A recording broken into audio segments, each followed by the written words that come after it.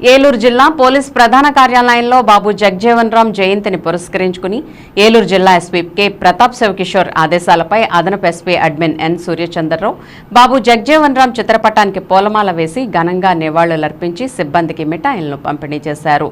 ఈ కార్యక్రమంలో అదనపు ఎస్పీ అడ్మిన్ మాట్లాడుతూ బాబు జగ్జీవన్ రామ్ ఏప్రిల్ 5, 1908 చంద్వా గ్రామంలో జన్మించారని, భారత స్వతంత్ర సమరయోధుడని, ప్రముఖ రాజకీయ నాయకుడని, స్వతంత్రం తర్వాత వివిధ కేంద్ర మంత్రివర్గాల్లో ముఖ్యమైన శాఖల మంత్రిగా పనిచేశారని, 1971లో భారత్ పాకిస్తాన్ యుద్ధ సమయంలో రక్షణ మంత్రిగా సేవలు అందించారని చెప్పారు.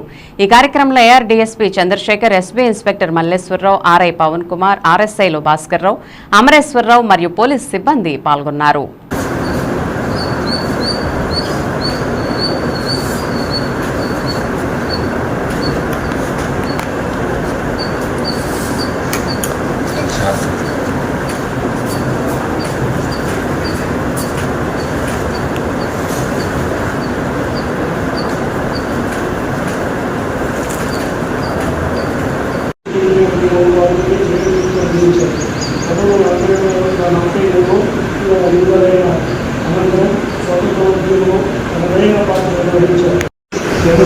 ప్రతిగా తమ సామరస్యాన్ని కాపాడేందుకు జరువుకు చుట్టూ చేసి హిందూ కాపాడారు.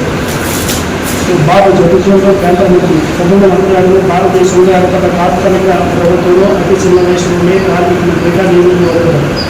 ఎన్నో క్రీడమైన చట్టాలు అభివృద్ధి కృషి చేసి పాకిస్తాన్ మీద నుంచి, ఆఫ్ఘనిస్తాన్ మీద నుంచి మన ఇండియాలో ప్రవేశించారు. సో వాళ్ళు హైదరాబాద్ వరకు కూడా రాగలిగేవారు, ఇటువైపు వచ్చేవారు కాదు. అంటే మనం ఇప్పుడు ఇంటీరియర్కి ఎలా వెళ్ళాం అలాగే.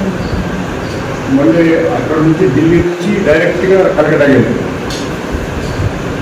తమిళనాడు, కేరళ అక్కడ కొంచెం సీపోర్టు సముద్రం బాగా ఉండటం వల్ల అక్కడికి తమిళనాడుకి కొన్ని ప్రాంతాలకు వచ్చేవారు. సో ఆ విధంగా ఏం చేశారంటే పూర్వం 900,000 సంవత్సరాల కిందటే మనకి 100 సంవత్సరాలు ఒరిస్సా తత్కాల రాష్ట్రం ఉంది ఉత్కల్.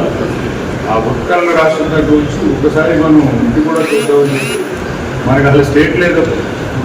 ఉత్కల్ రాష్ట్రం ఉండేది ఒరిస్సా, తమిళ రాష్ట్రం ఉండేది మద్రాస్, రెండే రాష్ట్రాలు, మధ్యలో ఆంధ్రప్రదేశ్ లేదు. సో దీన్ని ఎవరు గుర్తించేవాడు కాదు. ఇప్పుడు ఇక్కడ నుంచి మనం ఇక్కడ ఎజెక్ట్ చేయడానికి వెళ్తామని చెప్తాను. ఎవరు వచ్చినా కూడా ఇలా ఏలూరు నుంచి ఇలా రాజమండ్రి నుంచి వెళ్ళిపోతాడు వైజాగ్. వాడు పోలవరం అంతటా ఇంటీరియర్ కాదు. అలాగే